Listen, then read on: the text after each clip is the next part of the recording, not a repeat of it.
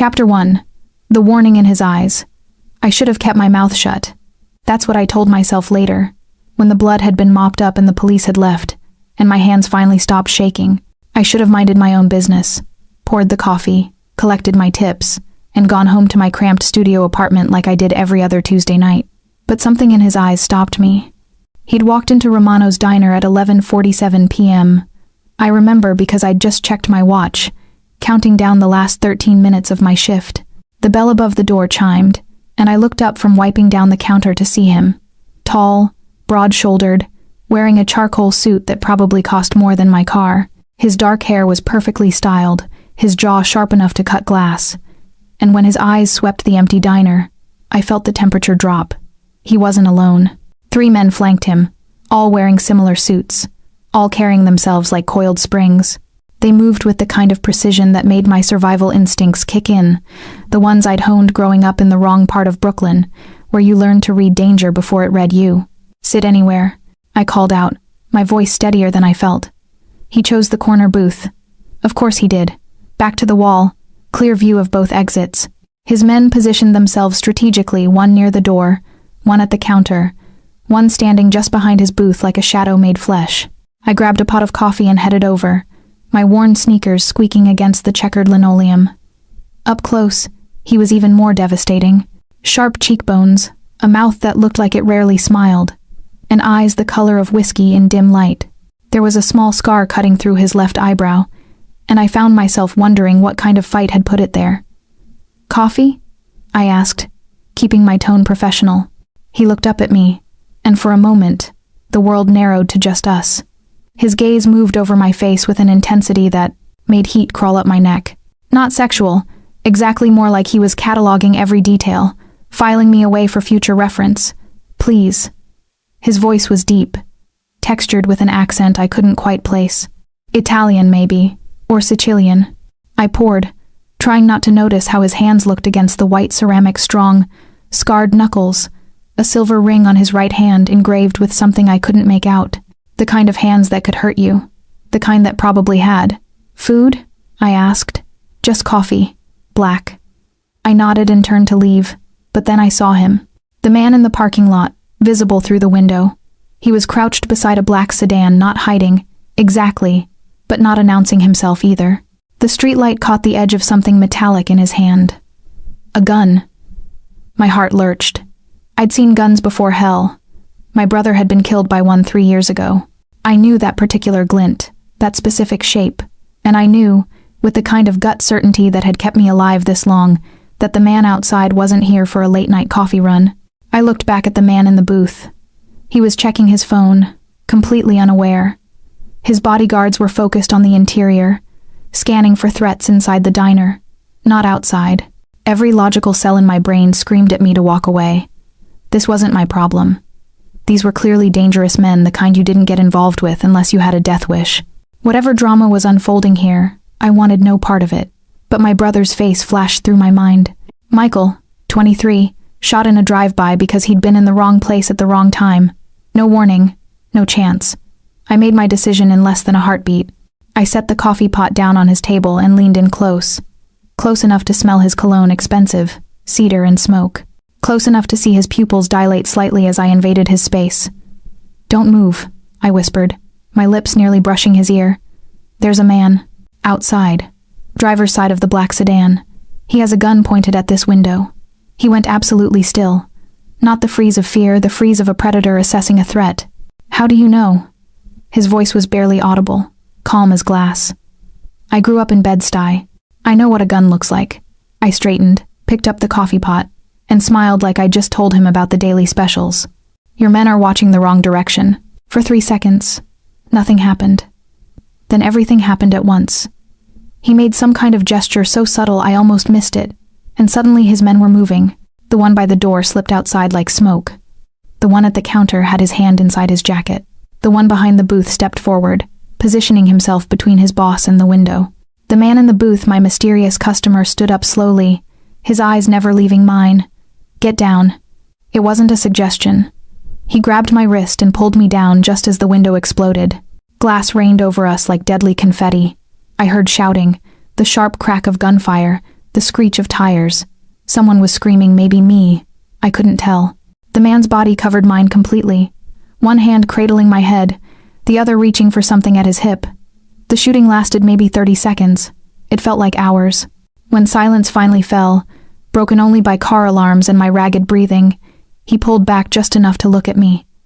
His face was inches from mine, and I could see flecks of gold in those whiskey eyes. "Are you hurt?" he demanded. I shook my head, not trusting my voice.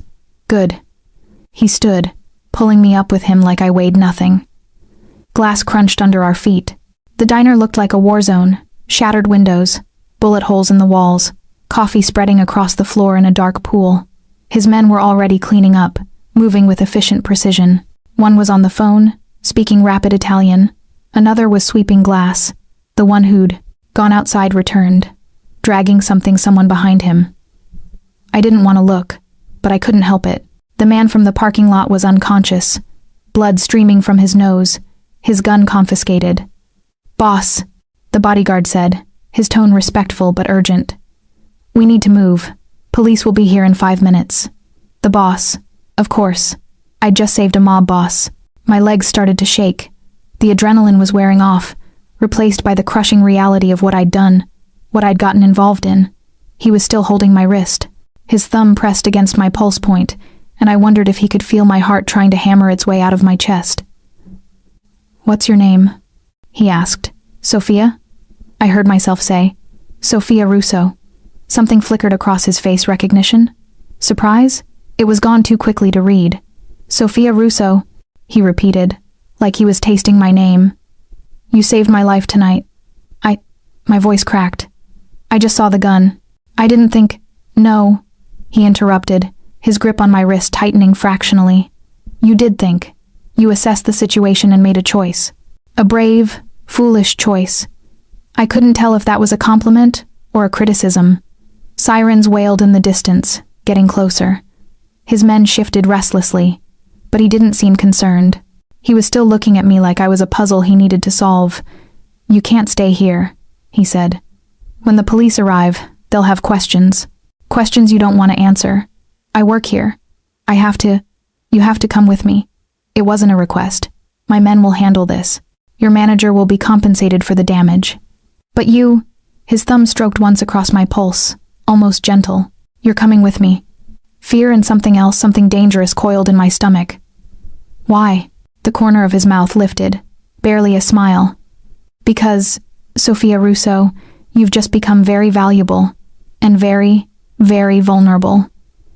He released my wrist only to slide his hand to the small of my back, proprietary and possessive. His touch burned through my thin uniform. "Let's go." And because I was stupid, or brave, or maybe just in shock, I let him guide me toward the door. I let him settle me into the back of a sleek black SUV. I let him sit beside me, close enough that our thighs touched, while his driver navigated through Brooklyn's late-night streets. It wasn't until we'd been driving for 10 minutes that I found my voice again. "Where are we going?" He turned to look at me, and in the passing streetlights, his face was all shadows and angles. "Somewhere safe," he said, "until I figure out why someone wants me dead badly enough to shoot up a public diner." His eyes held mine. "And until I figure out who you really are, Sophia Russo." My blood turned to ice. "What do you mean?" "I mean," he said softly, dangerously, "that Russo is a very interesting name in my world, and I don't believe in coincidences." The SUV turned down a dark street, and I realized with growing horror that I had no idea where we were. No phone, it was still in my locker at the diner.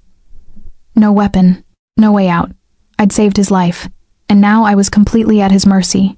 Chapter 2. The Name That Changes Everything. The house mansion sat behind iron gates that looked like they could stop a tank. As we pulled through, I caught glimpses of manicured gardens, marble fountains, and security cameras positioned every 10 feet. This wasn't just wealth. This was fortress-level paranoia wrapped in luxury. My stomach churned. "Mr. Valentini," one of his men said from the front seat. "Should I have Marco prepare the guest room?" Valentini. The name hit me like a physical blow. Dante Valentini. I'd heard that name before, whispered in hushed tones by my uncle, muttered by cops who patrolled our neighborhood, splashed across newspapers when I was too curious for my own good. The Valentini family wasn't just mob, they were the mob. They controlled everything from shipping to real estate, restaurants to politicians. Cross them, and you disappeared. And I'd just climbed into a car with their leader. No, Dante said, his eyes still on me. The East Wing, postcards. For her protection or yours? I couldn't stop myself from asking. His mouth curved, not quite a smile, more like a predator appreciating prey with spirit. Both. The SUV stopped beneath a covered portico. Dante exited first, then extended his hand to help me out. I ignored it and climbed out myself, my sneakers looking absurdly out of place against the pristine stone driveway. The front door opened before we reached it. A man in his 60s, dressed in an impeccable suit, stood waiting. His expression was carefully neutral, but I saw his eyes flick to me, then back to Dante. Sir, I wasn't expecting company. Neither was I, Marco. Dante's hand returned to my back, guiding me forward. This is Sofia Russo. She'll be staying with us. Guest suite in the East Wing. Post 2 men outside her door. Of course. Marco's professionalism never wavered, but I caught the slight raise of his eyebrows. Should I prepare anything? Refreshments? A change of clothes? I looked down at my coffee-stained uniform, the Romano's Diner logo cheerful and grotesque on my chest. I probably smelled like grease and fear. Yes, Dante said, and have Dr. Chen come by. Make sure she wasn't injured. I'm fine, I protested, but he silenced me with a look. You were caught in a shooting. You'll be examined. The tone left no room for argument. This was a man used to absolute obedience, and the scary part was how easily I almost gave it to him. Marco disappeared down a hallway, and Dante led me in the opposite direction. The house was stunning, all marble and dark wood, crystal chandeliers and artwork that probably belonged in museums. Every surface gleamed, every corner held shadows. Why am I really here? I asked, as we climbed a curved staircase. You said I was valuable and vulnerable. What does that mean? It means, Dante said carefully, that you witnessed an assassination attempt on me. That makes you a potential witness. Someone my enemies might target to keep you quiet or to extract information. I don't know anything. They don't know that. We reached a landing, and he paused, turning to face me fully. Up close, in the warm lighting of his home, he was even more devastating and more dangerous. Tell me about your family. My throat tightened. Why? Because Russo isn't a common name in our circles. Your father, what was his name? I corrected sharply, is his name, Anthony Russo. He works construction. And your mother? Dead. When I was 12. Something flickered in his eyes, sympathy, maybe, or recognition. Siblings? My hands clenched into fists. A brother. Michael. He died 3 years ago. How? Why do you care? The words came out harsh, defensive. Dante stepped closer, close enough that I had to tilt my head back to maintain eye contact. His presence was overwhelming, not just physical, but something else, an intensity that made the air feel thick. I care, he said softly, because 3 hours ago, a waitress I'd never met risked her life to warn me about an assassin. That kind of courage doesn't come from nowhere. So I'll ask again, how did your brother die? I wanted to lie, to tell him to go to hell. But there was something in his voice, something almost gentle beneath the command, that loosened my tongue. Drive-by shooting, wrong place, wrong time. He was walking home from his shift at the warehouse. My voice cracked. They never caught who did it. The cops barely investigated. Dante's jaw tightened. What warehouse? Castellano Import Company. Why does it? I stopped. Watched his expression shift from curious to something darker. What? What is it? Castellano, he said slowly, is one of my warehouses. The world tilted. Your brother worked for me, Sofia. No, that couldn't be right. Michael had. Never mentioned, but then, he wouldn't have, would he? He'd always been protective, keeping me away from his world. From anything dangerous. You're lying, I whispered. I don't lie. Dante pulled out his phone, typed something, then turned the screen toward me. It was a personnel file. Michael Russo, warehouse clerk, hired 2 years before his death. My knees went weak. Dante caught me, his hands firm on my arms. Breathe, he commanded. Just breathe. Did you... I couldn't form the words. Did you have something to do with No, the word was absolute, but I should have protected him better. My warehouses, my responsibility. His grip tightened fractionally. The shooting, it was retaliation from the Marchetti family, a territorial dispute. Your brother was collateral damage. Collateral damage. Such cold words for Michael's bright smile, his terrible jokes, the way he used to ruffle my hair and call me squirt even when I was too old for it. Why didn't anyone tell me? My voice broke. Why didn't you? I didn't know, Dante said, and for the first time, I heard something like regret in his tone.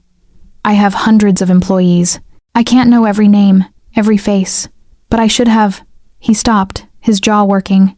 The families of those killed in that attack received compensation. Did you?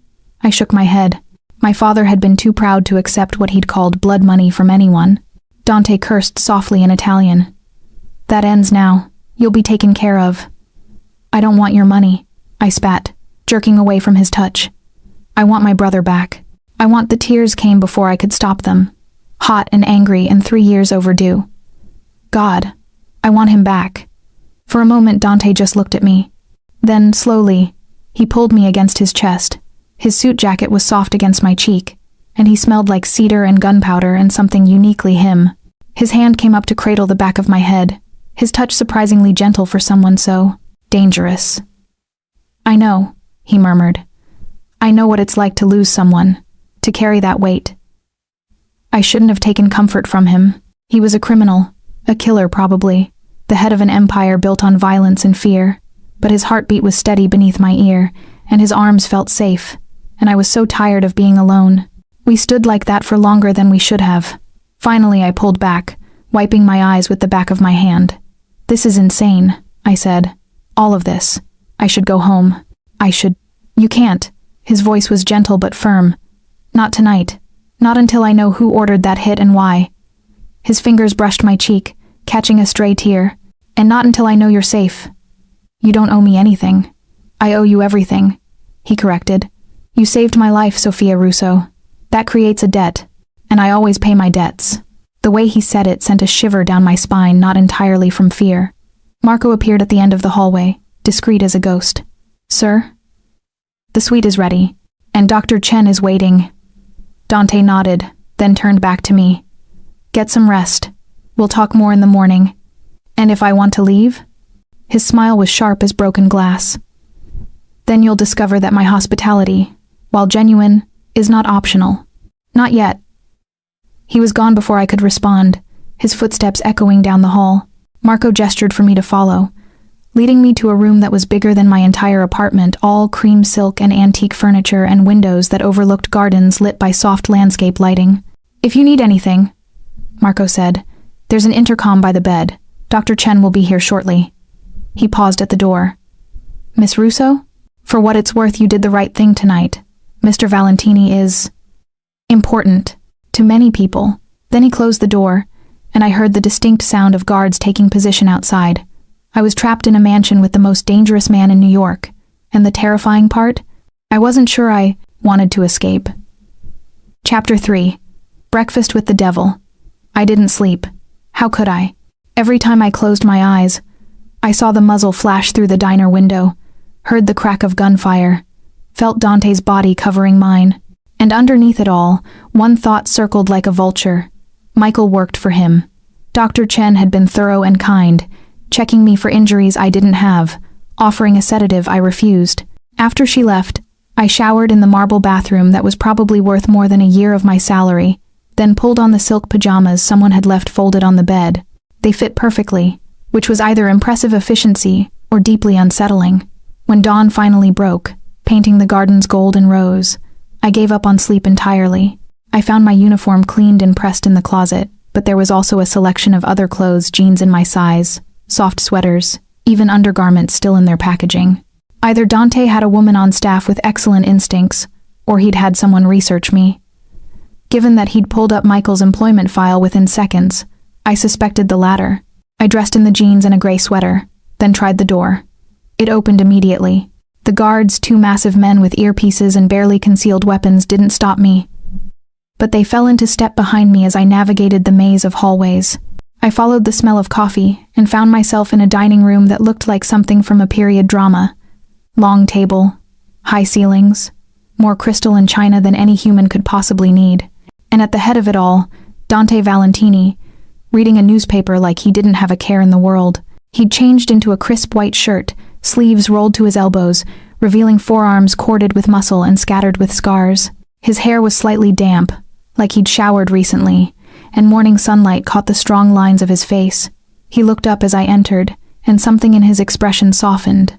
"Good morning. I wasn't sure you'd sleep." "I didn't." I hovered near the doorway, suddenly uncertain.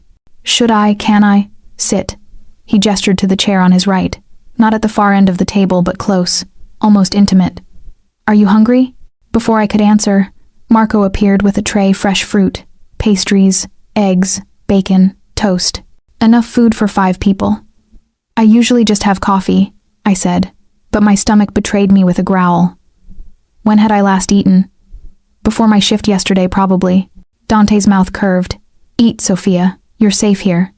Was I? I wasn't sure. But the food smelled incredible, and my body overruled my brain's protests. I filled my plate, acutely aware of his eyes on me.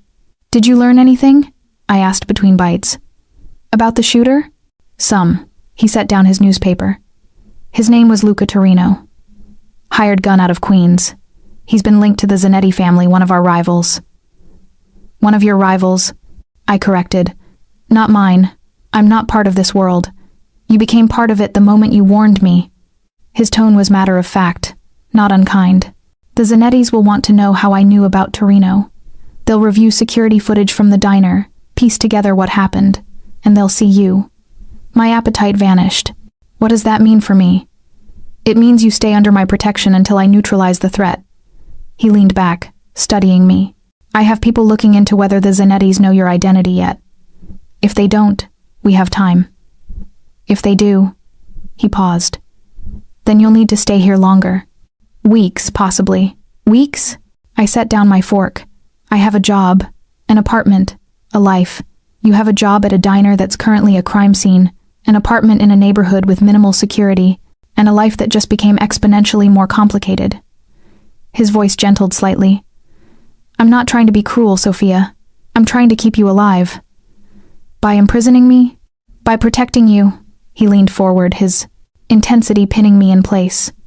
"Do you know what the Zanettis do to loose ends? They don't just kill. They make examples. He stopped himself, jaw tight. "You don't want to know." But I did know. I'd grown up in Brooklyn.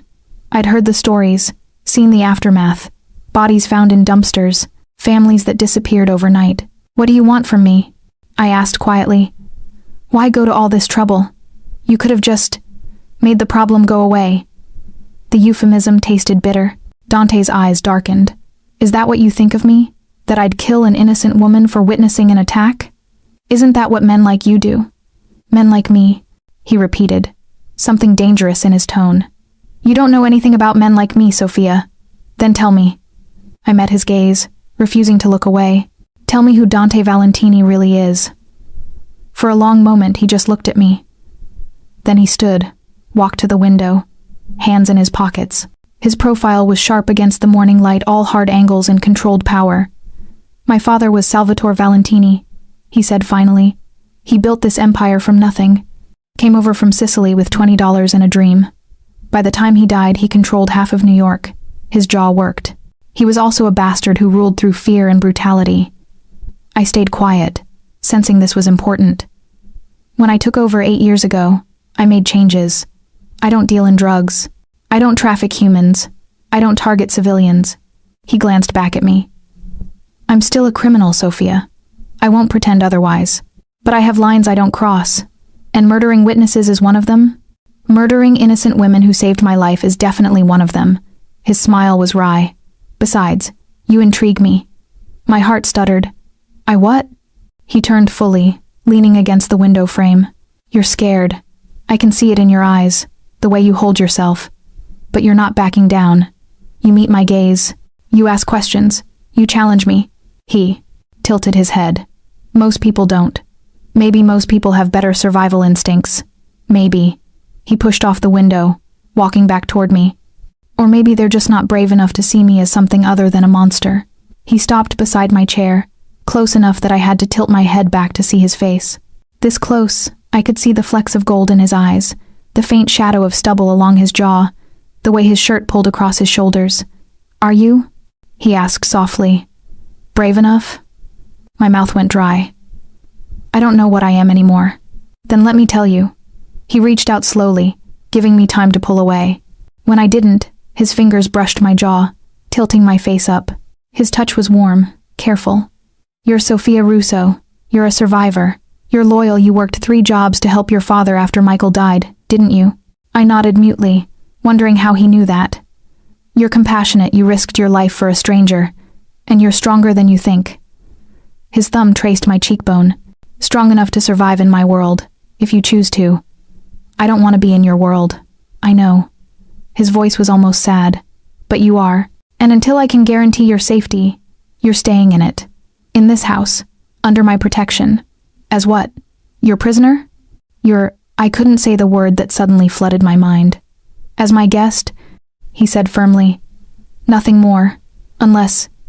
He stopped, something dangerous flashing in his eyes. "Unless what? Unless you want something more." The words hung between us, heavy with implication. My pulse hammered in my throat, and I knew he could feel it under his fingers. I should have pulled away, should have told him to keep his distance, to never touch me again. But I didn't, because some traitorous part of me, the part that had been alone for too long, that missed Michael and mourned my mother and worried about my father, that part wanted to lean into his touch, wanted to let someone else be strong. For once.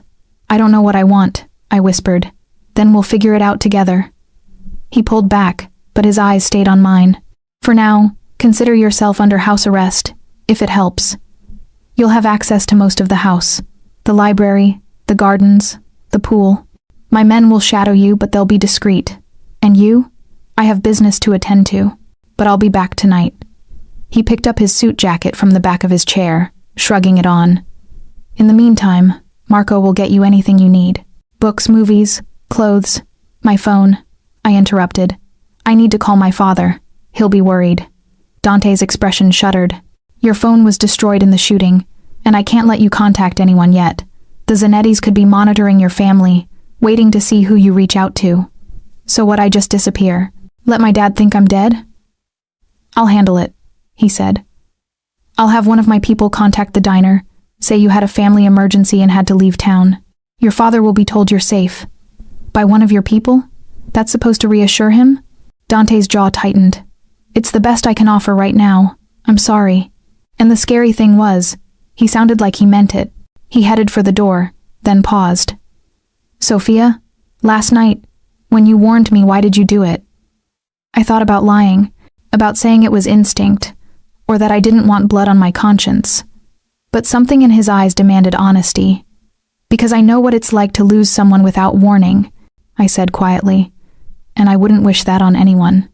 His expression softened, becoming almost unbearably tender. "Neither would I." Then he was gone, leaving me alone in a dining room built for kings, with guards at my back and questions I couldn't answer spinning through my mind. What had I gotten myself into? And why did part of me not want to escape? Chapter 4. When the Wolves Circle. 3 days passed in a strange, surreal limbo.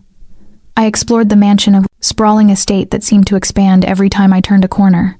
There was a library with floor-to-ceiling shelves, a gym that looked like it belonged in a luxury hotel, and gardens that could have been transplanted from Versailles. Marco was always nearby, polite and unobtrusive, making sure I had meals and coffee and anything else I needed. The guards rotated shifts, but there were always 2. They never spoke to me unless I spoke first, and they never let me near any exits. I was a bird in a gilded cage, and I hated it, but I also couldn't deny the twisted safety of it. No worrying about rent, no double shifts at the diner, no walking home alone at 2 a.m. through sketchy neighborhoods. Here, I was protected, provided for, trapped. Dante appeared each evening, usually around 8. He'd find me wherever I was, the library, the garden. Once in the kitchen watching the chef prepare dinner, and we'd talk. About books, about music, about nothing and everything. He asked about my childhood, my dreams, what I'd wanted to be before life got complicated. I asked about his business, Carefully. His family, even more carefully. The scar through his eyebrow. A knife fight. When he was 16. We never mentioned the attraction that hummed between us like a live wire. But it was there. In the way his eyes tracked me when I moved. The way my breath hitched when he stood too close. The way conversations would trail off mid-sentence when our gazes locked. On the fourth morning, everything changed. I was in the library, curled up in a leather chair with a book I wasn't really reading, when the door burst open. One of Dante's men, Angelo, I'd learned his name, was stood there, face grim. "Miss Russo, Mr. Valentini needs to see you. Now." The urgency in his tone made my stomach drop. I followed him through the house to Dante's office, a room I hadn't been permitted to enter before. Dark wood, leather furniture, computer monitors showing security feeds, and Dante behind a massive desk, his face carved from stone. 3 other men stood around him, all wearing similar expressions of barely contained violence. "Sophia," Dante's voice was carefully controlled. "We have a problem." "What kind of problem?" He gestured to one of the monitors. Security footage from what looked like a warehouse. The timestamp read 2 hours ago. "This is one of my shipping facilities in Red Hook," he said. "The Zanettis hit it this morning. Killed 3 of my men. Destroyed $2 million worth of cargo." My throat tightened. "I'm sorry. But what does that have to do with me?" Dante hit a button, and the footage jumped to a different angle. This time, it showed a car pulling up, men getting out, and on the hood of the car, spray painted in red, "Give US the girl." Ice flooded my veins. "They know," I whispered. "They know about me." "Yes." Dante stood, his movements controlled but radiating fury. "They've been watching. Waiting. And now they're making their move." He walked around the desk, stopping in front of me. "This isn't just about eliminating a witness anymore. They're using you to get to me."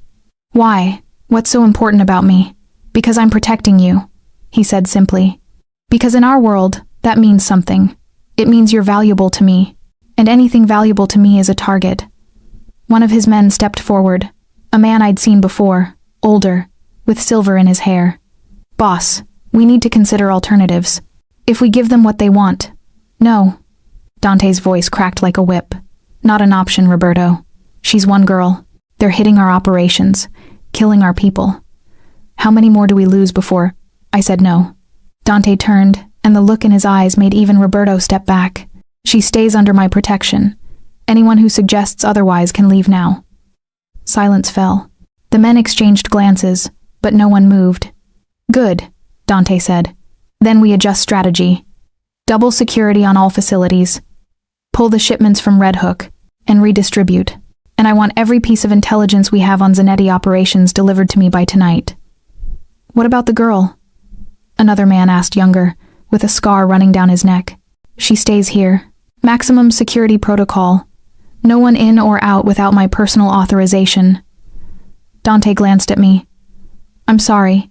I know this isn't what you wanted. You should give me to them," I heard myself say. Every eye turned to me. "I mean it. I'm not worth people dying." Dante moved so fast I barely saw him. Suddenly he was in front of me, his hands on my shoulders, his face inches from mine. "Don't," he said, his voice low and dangerous. "Don't ever say that again." "But you are worth it, Sophia. Do you understand me?" His grip tightened, not painfully, but enough to make his point. "Every man in this room knows the cost of protection. They chose this life. You didn't. And I will burn the entire Zanetti empire to the ground before I let them touch you." The intensity in his eyes stole my breath. This wasn't just about honor or debt anymore. This was something else. Something deeper. "Why?" I whispered. "Why do you care so much?" For a moment, I thought he might answer. His eyes searched mine, and I saw something vulnerable flicker across his face. Then he pulled back, his expression shuddering. "Because it's the right thing to do," he said. But we both knew it was more than that. He turned back to his men. "Get it done. I want updates every 2 hours." They filed out, leaving us alone in the heavy silence of the office. I wrapped my arms around myself, suddenly cold despite the warm room. How long can this go on? Weeks? Months? Am I supposed to hide here forever? No. Dante walked to the window, staring out at the grounds. "We'll find a way to end this. Either we neutralize the Zanetti threat, or—" He stopped. "Or what?" He didn't answer for a long moment. When he finally spoke, his voice was carefully neutral. There is one option, one way to make you untouchable. Tell me. He turned, and the look in his eyes made my pulse race. If you were family, if you were under my protection not as a witness, but as, he paused, as someone connected to me personally, a wife, or, are you insane? The words burst out of me. You're talking about what, a fake marriage? Like some kind of Mafia arranged marriage? Not fake, he said quietly. In our world, marriage is binding, sacred, even. If you were my wife, no one would dare touch you. Not the Zanettis, not anyone. I stared at him, trying to process what he was suggesting. You don't even know me. I know enough. He moved closer, his eyes intense.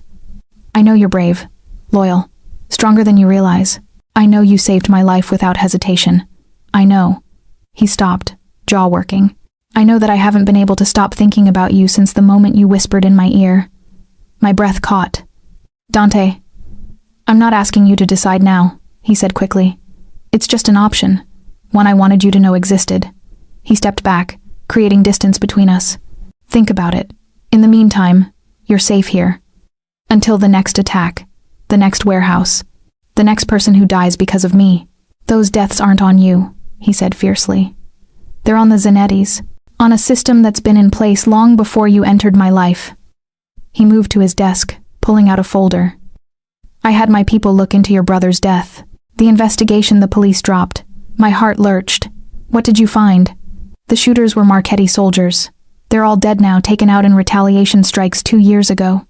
But the man who ordered the hit, he slid a photograph across the desk. Antonio Marchetti. He's still alive. In prison, but alive. I looked at the photo. A heavy-set man with cold eyes and a cruel mouth. This man had ordered Michael's death, had stolen my brother from me for the sake of territory and money and power. Why are you showing me this? My voice was barely steady. Because you deserve to know the truth. Because, he hesitated, because if you decide to stay in my world, even temporarily, you should know what kind of justice we practice here. What do you mean? His eyes held mine. Antonio Marchetti is in a facility I have influence over. Say the word, and I can make sure he never sees another sunrise. Horror and something darker, something vengeful twisted in my gut. You're offering to kill him for me. I'm offering you closure, justice, the kind the system failed to provide. He came around the desk, stopping close enough that I could feel his body heat. But only if you want it. This is your choice, Sophia, not mine. I thought about Michael, about his funeral, my father's broken sobs, the 3 years of unanswered questions and impotent rage. Part of me, the part that had grown up hard in Brooklyn, wanted to say yes, wanted this man dead for what he'd taken from me. But another part, the part that still believed in right and wrong, in justice over vengeance, recoiled. I don't know, I whispered. I don't know what I want anymore. Dante's hand came up, cupping my face with surprising gentleness. Then don't decide today. But know this. His thumb brushed my cheekbone. Whatever you choose, I'll support it. Your brother deserved better. You deserve better. Tears burned behind my eyes. I didn't ask for any of this. I know. He pulled me against his chest, his arms wrapping around me. I know, Bella, and I'm sorry. For all of it. I shouldn't have let him hold me. Shouldn't have taken comfort from a man who'd just offered murder like other people offered coffee. But his arms felt safe, and I was so tired of being scared and alone. We stood like that until the door opened. Angelo stuck his head in, his expression apologetic. Boss, sorry to interrupt, but we have a situation. Dante's arms tightened around me for a moment before he released me. What kind of situation? Security just picked up movement outside the east gate. 3 vehicles, circling the perimeter. Angelo's jaw tightened. Zanetti colors on the plates. The temperature in the room plummeted. Lockdown protocol, Dante ordered, his voice sharp as broken glass. Now, I want every entrance sealed, every man armed and in position. He turned to me. Sophia, you need to go to the safe room. The what? Underground bunker? It's reinforced, secure. If they breach the house, I'm not hiding in a bunker while people fight over me. You don't have a choice. He was already moving, pulling open a drawer in his desk and retrieving a gun. He checked the magazine with practiced efficiency. "Marco will take you." "Angelo, get her there now." "Wait," I grabbed his arm. "What are you going to do?" He looked down at my hand on his arm, then up at my face. Something fierce and possessive flashed in his eyes. "I'm going to remind the Zanettis why it's a mistake to threaten what's mine." Before I could respond, he pulled me close and kissed me. It was hard and claiming and over too quickly. When he pulled back, his eyes were blazing. "Stay safe, Sophia. I'll come for you when it's done." Then Angelo was pulling me away, and Dante was striding toward the door, checking his weapon, and I heard shouting from somewhere in the house. The wolves had come to the gate, and I was about to find out exactly how savage Dante Valentini could be. Chapter 5. Blood and Promises. The safe room was exactly what it sounded like, a concrete box 10 feet underground, accessed through a hidden panel in the wine cellar. Marco had practically carried me down the stairs while alarms blared through the house, and now I sat on a metal bench, surrounded by emergency supplies and monitors showing security feeds from every angle of the estate. "You'll be safe here," Marco said, his usual composure cracked by urgency. "The door is reinforced steel. Nothing gets through it." "What about you, Dante? The others?" "We do our jobs, Miss Russo." He moved to the door. "Mr. Valentini gave strict orders. You stay here until he comes for you personally. No one else." But the door sealed shut with a hydraulic hiss, cutting off my protest. I was alone. For 5 minutes, I paced the small space, my heart hammering against my ribs. Then I focused on the monitors, watching the chaos unfold in grainy black and white. The 3 vehicles had stopped at the gate. Men poured out at least a dozen, all armed. They didn't try to hide their weapons or their intentions. This wasn't a covert operation. This was a statement. On another monitor, I saw Dante emerge from the house, flanked by at least 20 men. Even in the colorless security footage, his presence was commanding. He walked with the confidence of a man who owned everything he surveyed, stopping just inside the gate. I couldn't hear what was being said, but I could see the body language. The Zanetti men, I assumed that's who they were, gestured aggressively. Dante stood perfectly still, arms at his sides, head tilted slightly like he was listening to something mildly amusing. Then one of the Zanetti men raised his gun. My scream echoed in the concrete room, but it was pointless. I could only watch, helpless, as everything exploded into violence. Dante moved like liquid death. He disarmed the man before the shot was fired, using him as a human shield when bullets started flying. His men returned fire with devastating precision. Bodies dropped. The Zanettis retreated to their vehicles, but Dante's people had already flanked them, cutting off their escape. It was over in less than 2 minutes. When the shooting stopped, 8 Zanetti men lay on the ground. The rest had their hands on their heads, on their knees, surrounded by Dante's soldiers. I watched as Dante walked through them slowly, gun still in hand. He stopped in front of one man older, with gray hair and an expensive suit now torn and bloodied. They spoke. The man gestured wildly. Dante's expression never changed. Then Dante raised his gun and shot him in the leg. I flinched, even though I couldn't hear the shot. The man collapsed, screaming silently on the monitor. Dante crouched beside him, said something else, then stood and walked away. His men dragged the wounded man toward one of the black SUVs. 5 minutes later, the monitors showed crews already cleaning up. The bodies were being loaded into vans. The blood was being hosed away. By the time police might respond to reports of gunfire, if anyone even called, there would be no evidence anything had happened. I sat down heavily on the bench, my hands shaking. I'd known what Dante was, what he did. But seeing it, watching him shoot someone without hesitation, made it viscerally real in a way nothing else had. This was his world, violence and power and men who disappeared in the night. And somehow, impossibly, I was supposed to decide if I wanted to be part of it. Time passed, I wasn't sure how much. Could have been 20 minutes. Could have been an hour. Then the door mechanism engaged, the locks disengaging with mechanical precision. Dante stepped through. He'd changed clothes, the shirt he'd been wearing was gone, replaced by a black t-shirt that showed off the muscular lines of his arms and chest. There was a cut on his cheekbone, a bruise forming on his jaw. His knuckles were raw, but his eyes found mine immediately, and something in them softened. "Are you all right?" he asked, his voice rough. I laughed, the sound bordering on hysterical. "Am I all right? I just watched you start a war in your front yard." "I didn't start it," I finished it. He moved closer, and I caught the scent of gunpowder and copper. Blood. The Zanettis came to my home, threatened my family, threatened you. They forced my hand. You shot that man. In the leg. He'll live. Dante's jaw tightened. He's the underboss, second in command. I sent him back to his boss, with a message. Sophia Russo is under my protection. The next person who comes for her leaves in a body bag. How many died tonight? 6. He said it matter-of-factly, like he was reporting the weather. All soldiers who made their choice to attack. And the others, the ones you let live, they'll spread the word that I'm willing to go to war over you. He reached out, his fingers gentle despite the violence they'd just dealt, and touched my face. That you're not just a witness. That you're important to me. Why? The question burst out of me. Why am I so important? You barely know me. This is insane, Dante. All of this. You think I don't know that? His voice rose slightly, frustration bleeding through. You think I wanted to care about a woman who walked into my life 4 days ago? A woman who should have been nothing more than a witness to keep quiet? Then why? Because when you whispered in my ear that night, warning me about the gun, you didn't know who I was. You didn't know if I was good or evil, if I deserved saving. You just saw someone in danger and you acted. His hand slid to the back of my neck, his thumb finding my pulse point. No one does that in my world, Sophia. No one risks themselves without calculating the cost first. But you did, without hesitation.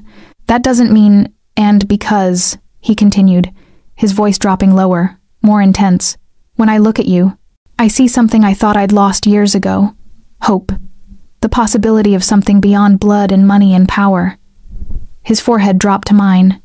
You make me want to be the man my mother thought I could be before this life swallowed me whole. My breath caught. This close, I could see the gold flecks in his eyes, the tiny scar at his temple, the way his pupils dilated as he looked at me. I'm scared, I whispered. I know. I watched you shoot someone. I know. His thumb stroked the side of my neck. And I'll probably do it again. I can't change what I am, Sophia. But I can promise that I'll never hurt you. That I'll protect you with everything I have. For how long? Until the next family decides I'm a weakness to exploit? Until someone else comes for me? That's why I offered you the other option. He pulled back just enough to meet my eyes. Marry me. Not today, not tomorrow if you're not ready. But let me make you untouchable. Let me give you the protection of my name, my family, my empire. You're asking me to marry a man I've known for 4 days. I'm asking you to trust me, to give us a chance. His hands framed my face now, cradling it like something precious. I know it's insane. I know every logical part of your brain is screaming at you to run, but there's another part I can see it in your eyes that's curious, that wonders what it might be like. He wasn't wrong. God help me, he wasn't wrong. What would it be like? I heard myself ask. Being your wife? His eyes darkened with something that made heat pool in my stomach. You'd want for nothing. Safety, security, anything you desired. You could finish school if you wanted, start a business, pursue any dream you've put aside. His thumb traced my lower lip. You'd have my loyalty, my protection, and... He paused, his voice turning rough. My fidelity. I don't share, Sophia. If you were mine, you'd be the only one. And in return, you'd be my partner, my confidant, someone I could trust, in a world where trust is rarer than diamonds. He leaned in, his lips brushing my ear. And you'd share my bed, be mine in every way. The shiver that ran through me had nothing to do with fear. I need time, I managed. To think, to process all of this. Take the time you need. He pressed a kiss to my forehead, then my cheek, then the corner of my mouth so close to a real kiss, but not quite. But while you're thinking, know this. I want you, Sophia Russo. Not just as a responsibility or an obligation. I want you in my home, in my life, in my bed. And I'll wait as long as it takes for you to want me too. He pulled back, and I immediately missed his warmth. Come, let's get you upstairs. I imagine you're tired of concrete walls. He offered his hand. After a moment, I took it. His fingers closed around mine, warm, strong, possessive.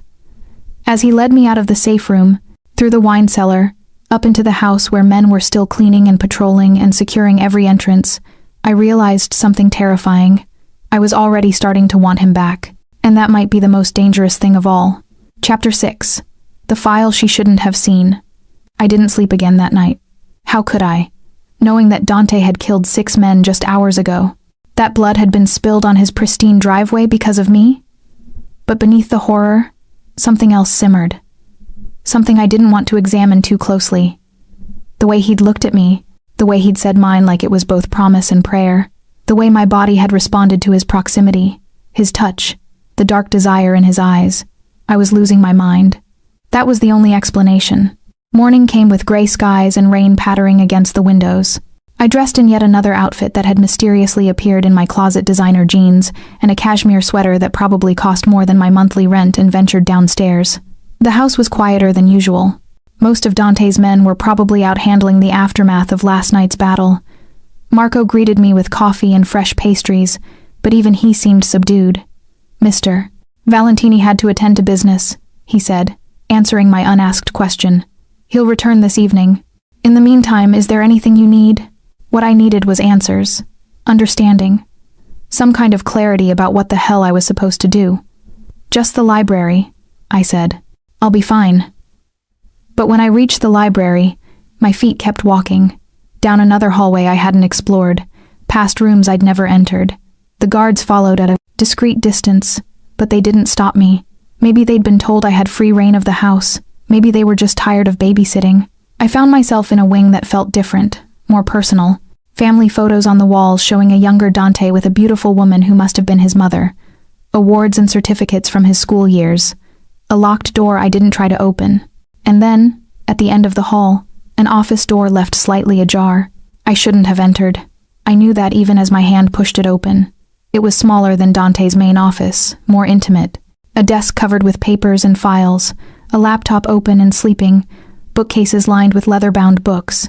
This was where he worked when he wanted privacy, I realized. Where he conducted business he didn't want witnessed. I was about to leave when I saw the folder on his desk. My name was written across the tab in neat handwriting. My stomach dropped. I knew I shouldn't look. Knew it was an invasion of privacy, a betrayal of the fragile trust building between us.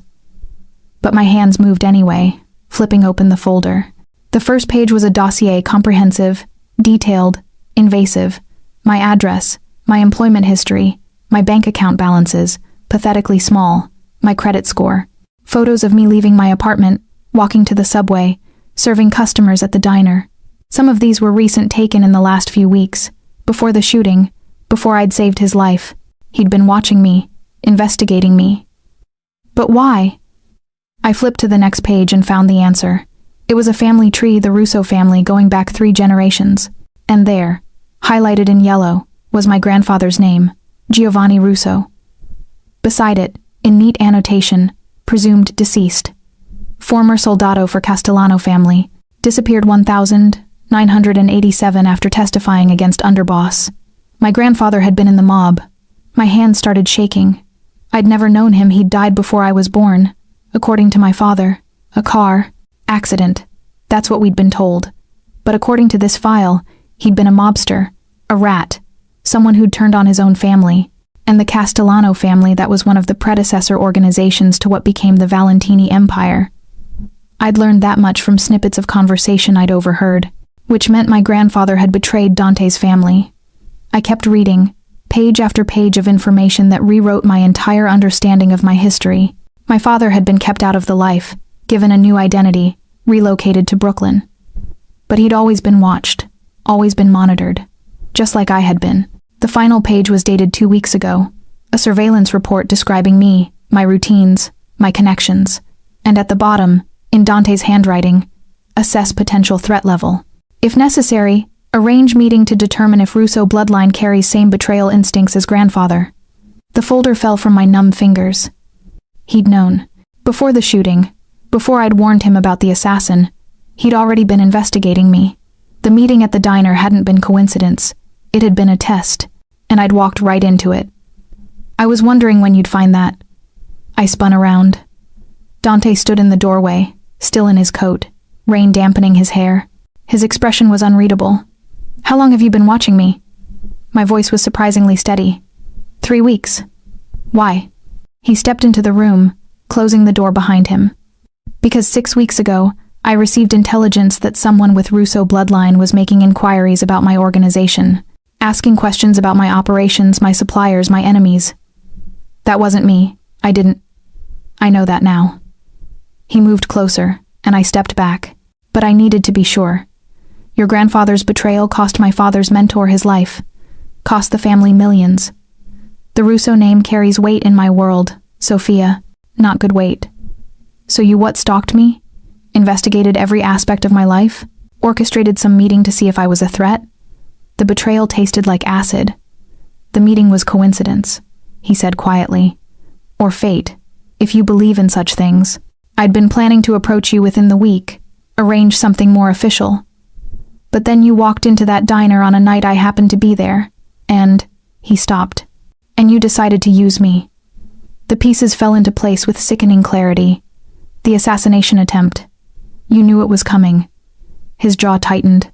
I knew the Zanettis were making moves. I didn't know when or where. But you used me anyway. Let me warn you. Play the hero, so you could test my loyalty.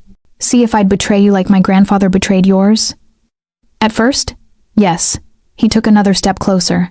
I held my ground this time.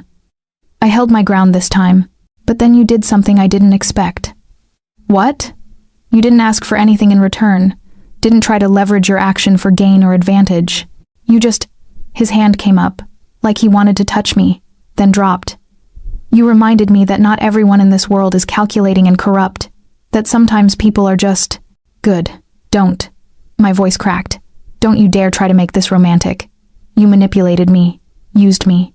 Let me think. I stopped, hating the tears that burned my eyes. Let me think I meant something when I was just an investigation.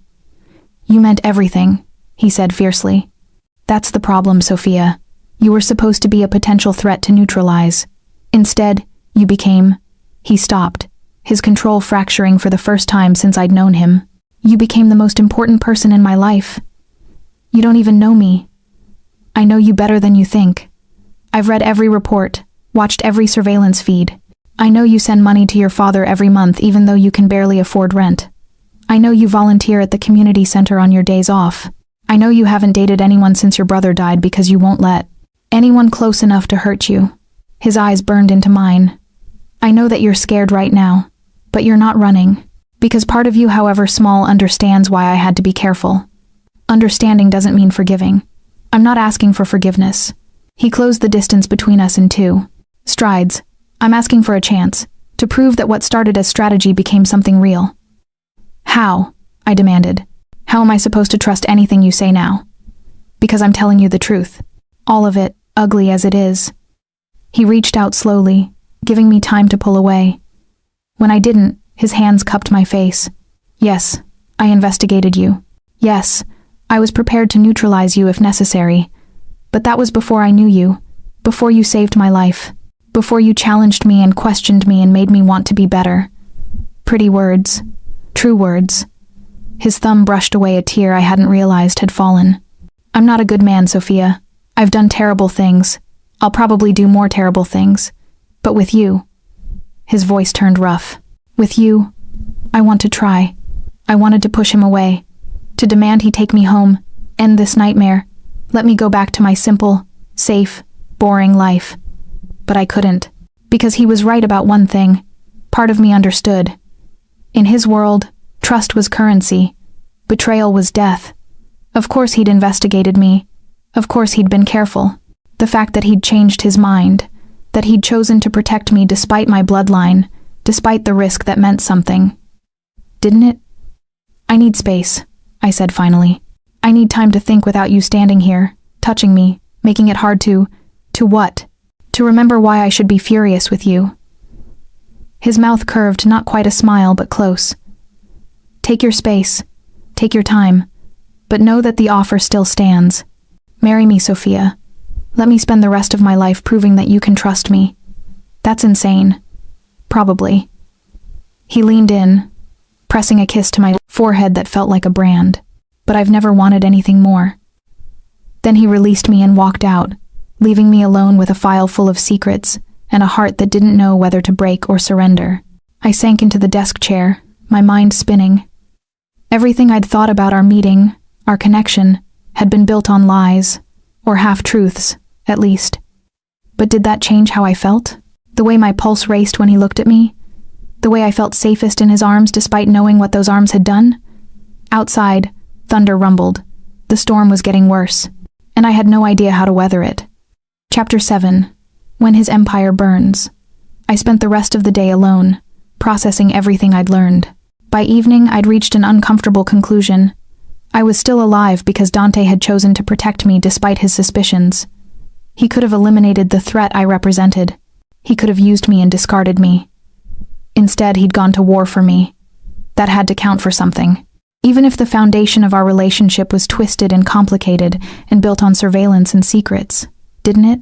I was in my room, watching the storm lash the windows, when I heard the commotion downstairs. Shouting, running footsteps. The unmistakable sound of men mobilizing for something urgent. I opened my door. The guards were gone, pulled away for something more important than babysitting me. More shouting from below. I caught fragments. West Side warehouse, completely engulfed casualties. My heart jumped into my throat. I ran for the stairs. The main floor was chaos. Men strapping on weapons, grabbing phones, pulling on tactical gear. In the center of it all stood Dante, his face carved from stone, barking orders into his phone. I don't care what it takes. Get every available man to that location. I want the Zanetti's heads on plates by midnight. He hung up, immediately dialing another number. What happened? I asked, pushing through. The crowd. His eyes snapped to me. You shouldn't be down here. What happened? The Zanetti's hit 3 of my warehouses simultaneously. One's a total loss, burned to the ground. 8 dead, 12 wounded. His jaw worked. They're escalating. Because of me. Because they're desperate and stupid. He grabbed my arm, pulling me aside as men streamed past. This isn't your fault, Sophia. Yes, it is. The weight of it crushed down on my chest. 8 people died because you won't hand me over. 8 people died because the Zanettis are animals who attacked civilian operations. His grip tightened.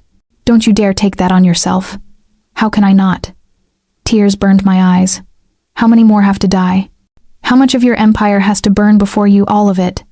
The words were fierce, absolute. I'll burn it all before I let them take you. That's insane. That's love, Bella. The world stopped. He stared at me, looking almost surprised by his own words. Then his expression hardened into something determined and possessive and terrifying in its intensity. I love you, he said, each word deliberate. I know it's too soon. I know I have no right, but I love you, Sophia Russo, and I will raze this entire city to the ground before I let anyone hurt you. I couldn't breathe, couldn't think. You don't love me. You can't. This is obsession? Possessiveness? Possessiveness? He pulled me against him, his hand tangling in my hair. Maybe.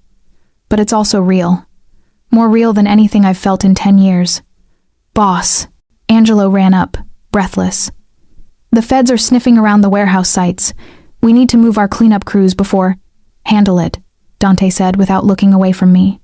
And Angelo? Activate Protocol 7. Angelo's eyes widened.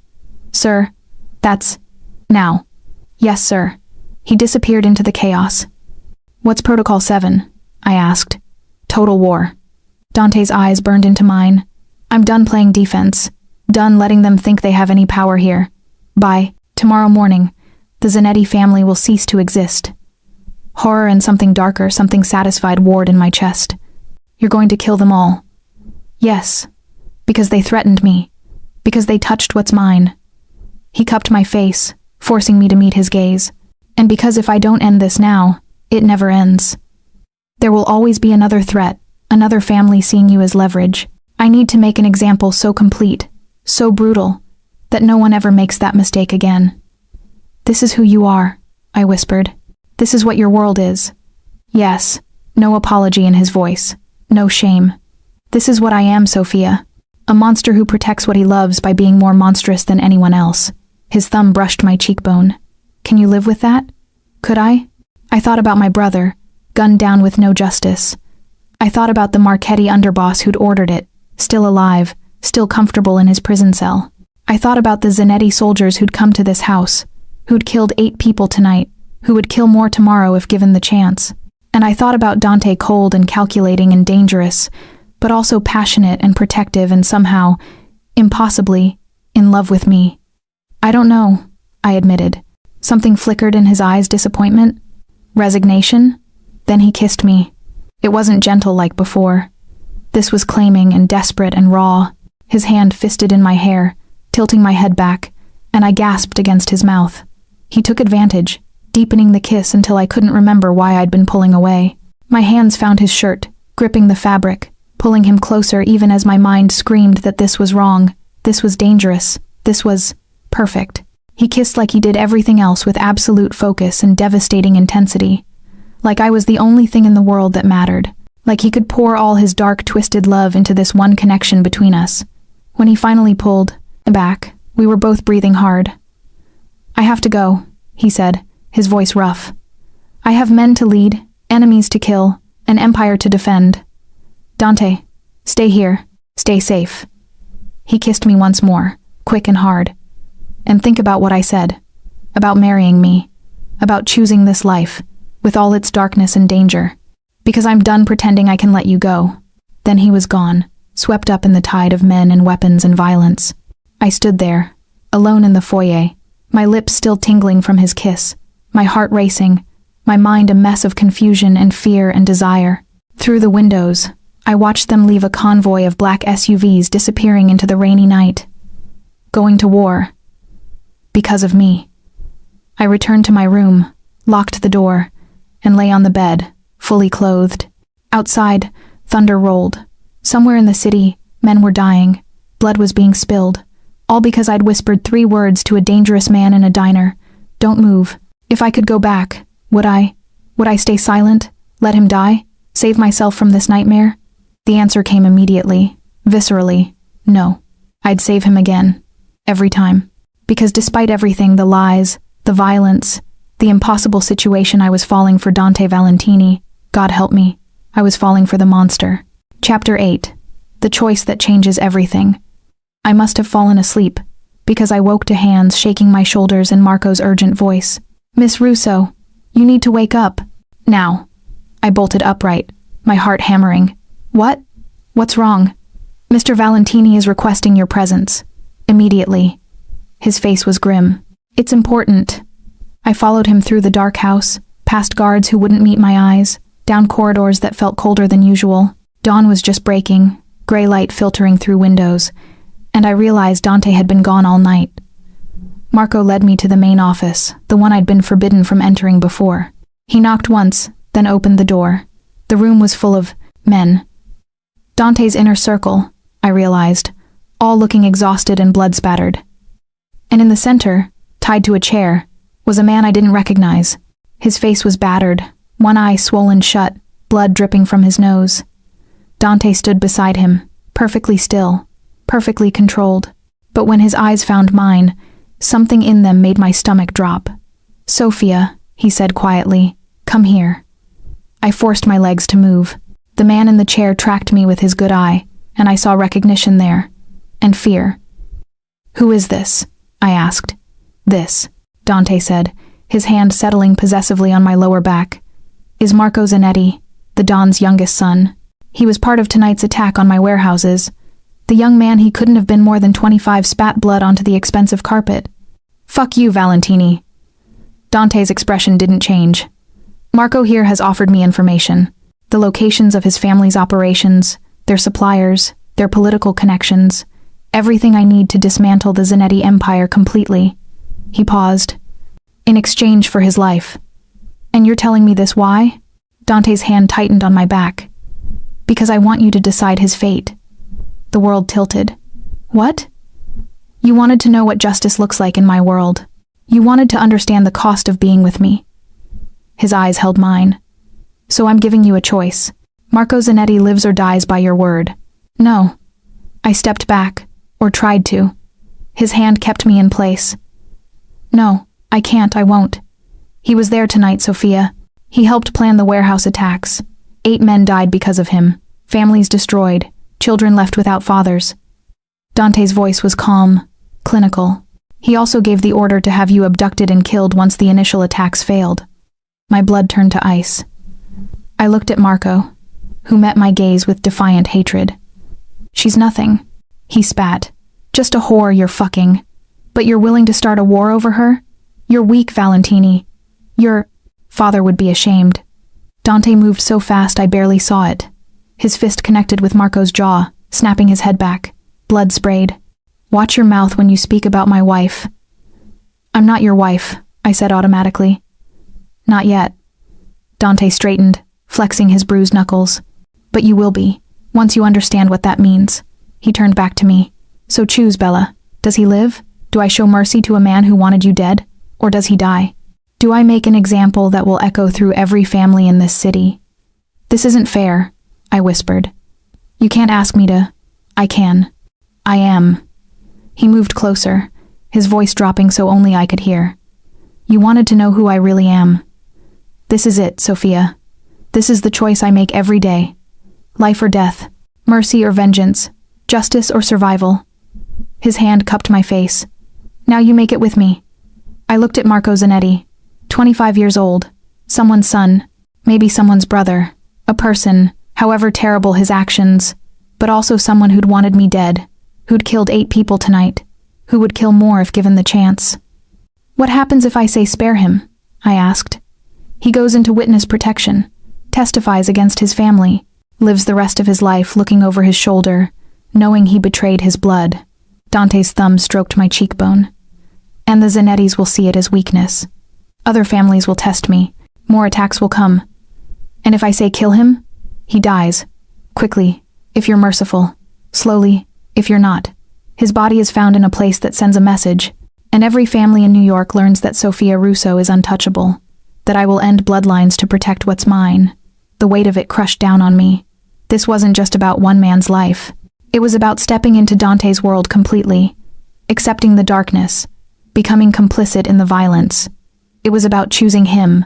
I closed my eyes, thinking about Michael, about the justice he never got, about the Marchetti underboss who'd ordered his death, still alive, still unpunished, about the world that had taken my brother and given me nothing but grief and questions, about Dante, who'd gone to war for me, who'd declared his love in the middle of chaos, who was offering me safety and security, and a future, at the cost of my innocence. I opened my eyes. "If he dies," I said slowly, "will it end this? Will the Zanettis back down?" "Yes." Dante's eyes never left mine. "They'll have no choice. Their operations are already crippled, lose their heir, and the family collapses. And if he lives? This war continues, possibly for years. More deaths, more attacks, more nights wondering if someone will breach these walls and come for you." Marco laughed, the sound wet and harsh. "She won't do it. Look at her, she's soft, weak. She'll cry and beg you to spare me, and you'll do it because you're pussy-whipped, and then my family will kill him." The words came out of me strong and clear. Final. The room went silent. Marco's good eye widened. "What?" I stepped closer to him, letting him see my face. "You wanted me dead. You killed 8 people. You'd do it again without hesitation." My voice didn't shake. "So yes, kill him." Dante's hand found mine, squeezing once. "You're sure?" I looked up at him, saw the test in his eyes but also something else. Pride, respect, love. "I'm sure." He nodded once, then turned to his men. "Take him to the warehouse on Pier 7. Make it clean. 1 shot, and make sure his father sees the body." "No!" Marco thrashed against his restraints. "No, you can't. She's just a girl. She doesn't have the authority. She has all the authority she needs," Dante said coldly. "She's going to be my wife, which makes her judgments as binding as mine." He looked at his men. "Now." They dragged Marco out, his screams echoing down the hallway. I stood perfectly still, watching, feeling nothing and everything at once. When the door closed, leaving us alone with just 2 guards by the entrance, Dante turned to me. "How do you feel?" he asked quietly. "I don't know." My voice sounded distant to my own ears. "I just condemned a man to death. You made a choice to protect yourself, to protect us." His hands framed my face. "That's not murder, Sophia. That's survival. Is that what you tell yourself?" "Every day." He pressed his forehead to mine. "Welcome to my world, Bella. This is what it means to be my wife. My partner, my equal. I haven't said yes yet, haven't you? His smile was sad. The moment you chose his death over risking mine, you chose me. Chose this life. His lips brushed mine, soft as a prayer. Tell me I'm wrong. I couldn't, because he wasn't. I'd crossed a line tonight. Stepped over a threshold I could never step back across. I'd looked at a human being and decided he should die, and I'd meant it. Michael's face flashed through my mind. If I'd had this choice 3 years ago, if someone had offered me the man who killed him, would I have chosen differently? No. I want Antonio Marchetti dead, I heard myself say. Dante's eyes sharpened. The man who ordered your brother's death. Yes. You offered before. I'm saying yes now. Sophia, if I'm choosing this life, if I'm becoming what you need me to be, then I want that. My hands fisted in his shirt. I want justice for Michael. The kind the system couldn't give me. Dante studied my face for a long moment. Then he pulled out his phone, typed something, and showed me the screen. It was a message to someone named Victor Marchetti. Tonight. Make it look like natural causes. Done, Dante said. He'll be dead before sunrise tomorrow.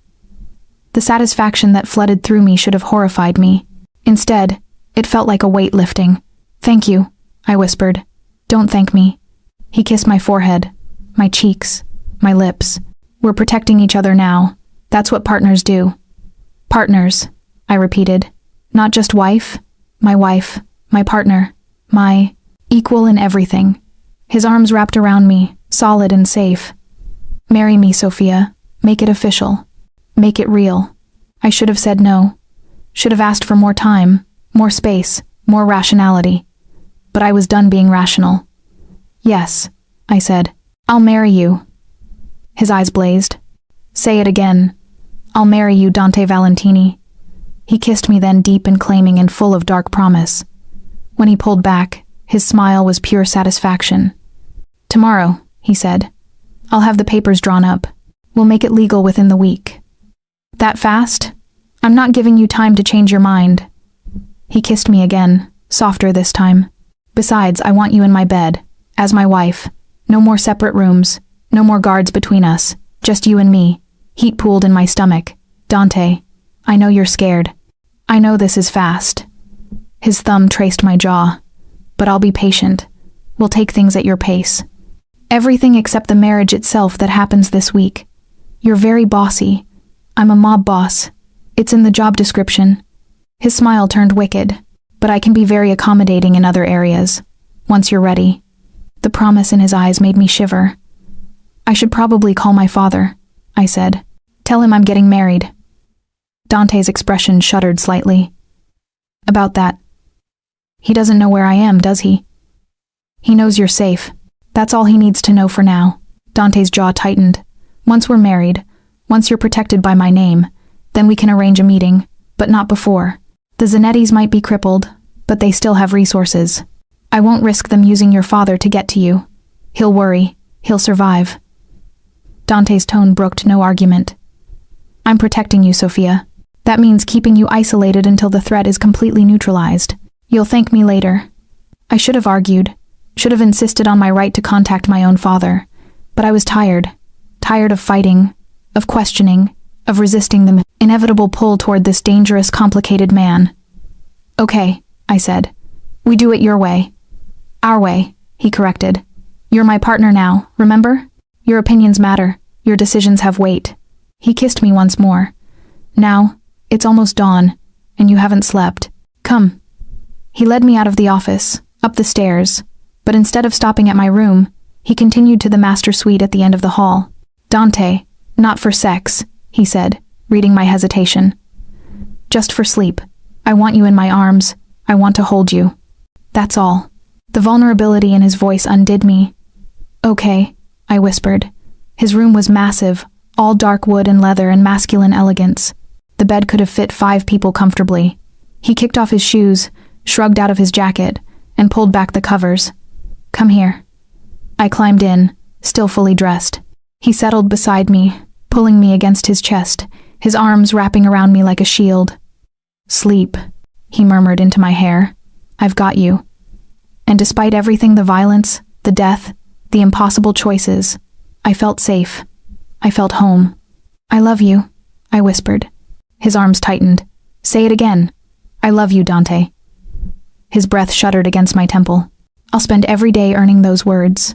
I fell asleep wrapped in the arms of a monster and dreamed of white dresses and dark promises and a future I never imagined. Tomorrow, I would become Sofia Valentini, and God help anyone who tried to stop it. Chapter 9. Blood vows and whispered promises. The next 5 days passed in a blur of preparations. Dante had been serious about not giving me time to change my mind by the second day. Legal documents appeared for me to sign, and by the third, a wedding dress was delivered. Not some gaudy designer monstrosity, but something perfect simple, elegant, ivory silk that flowed like water. How did you know my size? I asked Marco when he presented it. He gave me a knowing look. Mr. Valentini is very thorough in his research, Miss Russo. Right. The surveillance, the investigation, the file with photos and measurements and every detail of my life. I should have been creeped out. Instead, I found it almost reassuring. Dante had known everything about me before he fell in love with me. There would be no surprises, no disillusionment when he discovered I wasn't perfect. He already knew exactly who I was, and he wanted me anyway. The wedding was scheduled for Saturday evening, a small, private ceremony in the mansion's garden, just immediate family and Dante's inner circle. I'd asked again about my father, and Dante had promised he was working on it, but he wouldn't budge on the timing my father would meet us after we were married, when I had the protection of the Valentini name. On Thursday, Dante disappeared for most of the day. When he returned that evening, there was something dark and satisfied in his eyes. It's done, he said simply. I didn't have to ask what. Antonio Marchetti was dead. The man who'd ordered Michael's killing had died in his sleep. A heart attack, the official report would say. I waited to feel guilty, remorseful, something. I felt nothing but relief. Thank you, I said, and meant it. Dante pulled me into his arms. We protect each other, always. That night, he asked me to stay in his room again. And the night after, we didn't have sex, he kept his promise, never pushing, always giving me space. But we learned each other in other ways. The way he liked his coffee, the way I hummed when I read, the sound of his heartbeat under my ear, the feel of his fingers running through my hair, intimacy without intercourse, trust without conditions. Saturday arrived with clear skies and unseasonable warmth. By evening, the garden had been transformed, thousands of white roses, strings of lights, an altar set up beneath an ancient oak tree. I stood in my room, staring at myself in the mirror. The dress fit perfectly. My hair had been styled by someone Marco, brought in, swept up with a few tendrils framing my face. Simple makeup, no veil. I looked like a bride. I looked terrified. A knock on the door. Come in. Dante entered, and my breath caught. He wore a black suit that probably cost more than a car. His hair styled perfectly, his jaw freshly shaved. He looked devastating, dangerous. Mine. You're not supposed to see me before the wedding, I said. I make my own rules. He closed the distance between us, his eyes moving over me with something close to reverence. Sophia, you're... He stopped, speechless for maybe the first time since I'd known him. I'm scared, I admitted. So am I. That surprised me. You? What could you possibly be scared of? That you'll realize what you're giving up. That you'll change your mind. His hand cupped my face. That I'm not enough to make you happy in this life I'm asking you to share. Dante, let me finish. His thumb traced my cheekbone. I'm not a good man. I never will be. I'll always be violent when necessary, ruthless with my enemies, uncompromising in protecting what's mine. But with you, his voice turned rough. With you, I want to be better. Softer. Someone worthy of the trust you're giving me. Tears pricked my eyes. I love you. Even knowing what I am, especially knowing what you are. I rose on my toes, pressing a kiss to his jaw. Because you're also the man who went to war to protect me, who holds me at night, who looks at me like I'm something precious. You are precious. His forehead dropped to mine. You're everything. A discreet cough from the doorway. Marco stood there, apologetic but firm. Sir, the priest is ready. Dante nodded, then turned back to me. Last chance to run. Are you trying to get rid of me? Never. He kissed me softly. I'll see you at the altar, Sofia Russo. Soon to be Sofia Valentini. He left, and I took a deep breath. Marco offered his arm. "Shall we, Miss Russo? Your groom is waiting." We walked through the house, out, into the garden where sunset painted everything gold. Chairs had been set up, maybe 30 people total. Dante's inner circle, some men I didn't recognize, and my heart stopped. My father stood near the altar, looking uncomfortable in a borrowed suit. Tears were streaming down his weathered face. "Dad?" I broke away from Marco, running to him. "Dad, what, how?" "Sophia." He crushed me in a hug. "Baby girl, I was so worried. They said you were fine, but He pulled back, looking me over. "Are you okay? Did they hurt you?" "No, Dad. I'm fine. I promise." Mr. Valentini explained everything.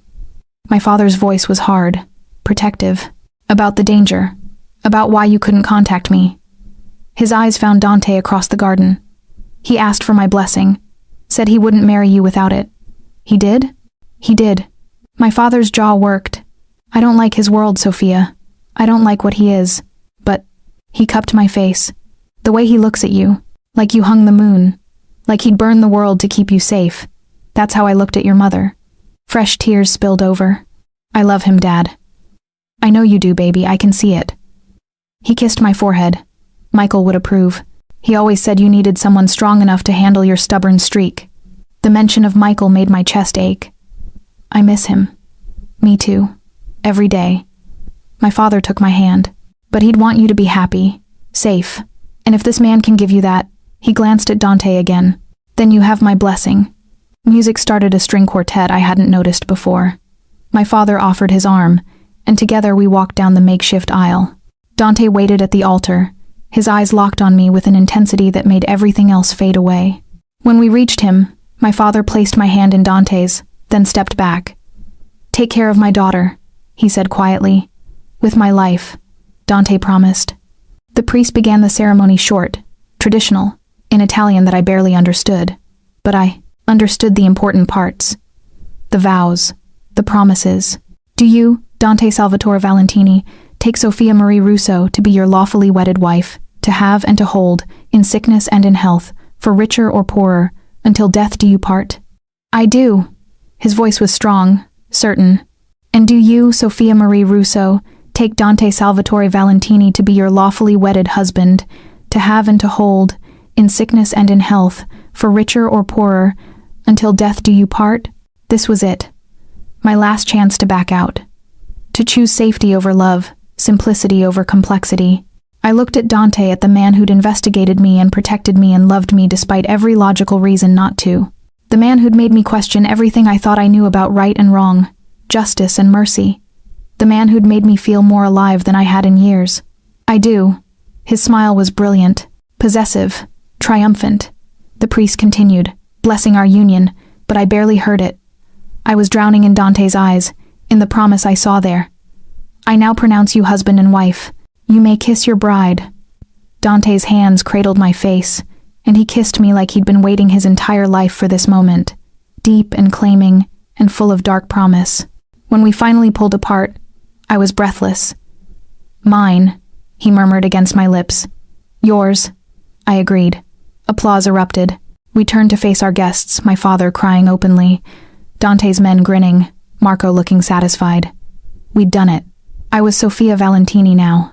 The reception was small, tasteful, good food, better wine, toasts that ranged from heartfelt to profane. My father pulled me aside at one point, hugging me fiercely. "I'm staying at a hotel nearby," he said. "Mr. Valentini arranged it." "I'll see you tomorrow for breakfast?" "Of course." I kissed his cheek. "I love you, Dad." "I love you too, baby girl. Be happy." Then he was gone, and I was left in a garden full of dangerous men celebrating my marriage to the most dangerous of them, all. Dante found me near the roses, staring up at the stars. "Tired?" he asked. "Overwhelmed. We can end this whenever you want. Send everyone home." His arms wrapped around me from behind. "I only need one thing tonight." "What's that?" "You, in our bed, as my wife." Heat flooded through me. "Dante, I'm not expecting anything," he said quickly. "If you want to just sleep, we sleep. But I want you close. Want to hold you. Want to wake up tomorrow with you in my arms, knowing you're mine legally, officially, irrevocably." I turned in his arms. And if I want more than sleep? His eyes darkened. Then you'll have everything I can give you. I rose on my toes, kissing him. Let's go upstairs. We have guests. You said we can end this whenever I want. I want to now. I bit his lower lip gently. I want my husband alone. His control snapped. He swept me into his arms, carrying me toward the house while his men cheered and catcalled. Marco, he called over his shoulder. End the party. My wife and I are retiring for the evening. He carried me through the house, up the stairs, into the master suite, our suite now. He kicked the door shut, set me on my feet, and just looked at me. You're sure? He asked. No rush, Sophia. We have the rest of our lives. I'm sure. I reached for the zipper of my dress. Make me yours, Dante. Completely. His hands covered mine, taking over. With pleasure, Mrs. Valentini. The dress pooled at my feet. His jacket hit the floor. Shirts, pants, everything that separated us disappeared until we stood skin to skin, heartbeat to heartbeat. Beautiful, he breathed, his hands tracing my curves like I was something precious. So damn beautiful. He lifted me, carrying me to the bed. What followed was tender and intense, claiming and giving, a perfect fusion of darkness and light. Afterward, wrapped in his arms, my head on his chest, I finally felt at peace. I love you, I whispered. I love you more. His fingers traced patterns on my bare back. Thank you. For what? For choosing me, for trusting me, for being brave enough to step into my world. He kissed the top of my head. I'll spend every day making sure you never regret it. I won't, I promised. And I meant it. Chapter 10. Queen of the Underworld. 3 months later, I stood in Dante's office, our office now reviewing security reports for our legitimate businesses. Yes, our. Dante had made good on his promise. I wasn't just his wife in name. I was his partner in every sense. I'd learned the business, met the key players, established myself as someone to be respected and, when necessary, feared. The families had tested me at first, subtle provocations, attempts to undermine my authority, but Dante had stood firm, and so had I. The Zanetti family was gone, dismantled completely. The Marchettis had fallen into disarray after Antonio's death, and the other families? They'd learned. Sophia Valentini was untouchable. Mrs. Valentini? Marco appeared in the doorway. Your father is here for lunch. I smiled. Dad visited twice a week now, slowly accepting my new life. He'd even grudgingly admitted to liking Dante. Send him in. But it wasn't just my father who entered. Dante was with him, looking pleased about something. What's going on? I asked suspiciously. Dante crossed to me, pulling me into a kiss. Happy anniversary, Bella. Our anniversary is in 9 months. 3-month anniversary. Still counts. He handed me an envelope. Open it. Inside were legal documents. It took me a moment to understand what I was reading. Then my eyes widened. This is you bought Romano's diner? I bought the building. The diner comes with it. His smile was soft. I know you missed working there. Missed the regularity, the simplicity. So now you own it. Do whatever you want with it. Keep it running, renovate it, turn it into something else entirely. Tears burned my eyes. Dante, you gave up your whole life for me. The least I can do is give you pieces of it back. He cupped my face. I love you, Sophia. More every day. I love you too. I kissed him, not caring that my father and Marco were watching. Thank you. Actually, my father interrupted, I have news too. We both turned to him. I'm retiring from construction. My back can't handle it anymore. He smiled sheepishly. Dante offered me a job managing some of his legitimate properties. Nothing illegal, he added quickly, seeing my expression. Just building management, maintenance coordination, good pay, good benefits. I looked at Dante. You offered my father a job? He's family now. Family takes care of family. Dante's arm wrapped around my waist. Besides, it gives him an excuse to be around more. I know how much you miss him. My father cleared his throat, looking emotional. He's a good man, Sophia. I was wrong to doubt him. Later, after lunch, after my father left and Marco returned to his duties, Dante pulled me into his lap in the office chair. Happy? He asked. Deliriously. I kissed his nose, though I should probably tell you something. What? I'm pregnant. He froze. What? 2 months. I found out last week. I bit my lip. I wanted to wait for the right moment to tell you, but he kissed me, deep and long and full of joy. When he pulled back, his eyes were wet. A baby? His hand splayed across my still flat stomach. Our baby? Yes.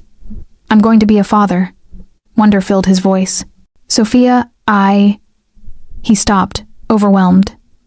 Are you happy? I asked, suddenly nervous. Happy? He laughed. Bella, I'm terrified and thrilled and so in love with you I can barely think straight. He kissed me again. A baby. Our baby. She'll be the most protected child in New York, I said wryly. She? Just a feeling. A daughter. His smile turned soft. A little girl with your eyes and your courage. His hands framed my face. I'll give her everything. Safety, love, a better world than the one I inherited. We'll give her everything, I corrected. Together. Together, he agreed. That night, lying in bed, I thought about how far I'd come. From a waitress barely scraping by to the wife of New York's most powerful crime lord. From someone who'd never hurt anyone to someone who'd ordered a man's death without hesitation. I should have felt guilty. Should have mourned the innocent girl I'd been. But I didn't. Because that girl had been alone, scared, struggling. This woman, Sophia Valentini, was loved, protected, powerful. She had a husband who worshipped her, a father who was proud of her, a child on the way, and an empire at her fingertips. She'd whispered 3 words to a dangerous man in a diner, and it had changed everything. Don't move. Those words had saved his life, and given me mine. What are you thinking about? Dante murmured, his hand finding mine in the darkness. The night we met. Best night of my life. Mine too. I rolled to face him. No regrets? Not a single one. He kissed me softly. You? I thought about Michael, about the life I'd left behind, about the lines I'd crossed and could never uncross. No regrets, I said honestly. Not when it led me to you. Good. His arm tightened around me, protective and possessive. Because you're stuck with me now, Mrs. Valentini. For better or worse, till death do us part. I can live with that. Good. He kissed my forehead, my nose, my lips. Now sleep. You're growing our daughter. You need rest. I snuggled into his warmth, safe and loved and home. Outside, the city hummed with life and danger and possibility. But in here, wrapped in my husband's arms, I was untouchable. The waitress who'd saved a mob boss had become the queen of the underworld, and she'd never been happier.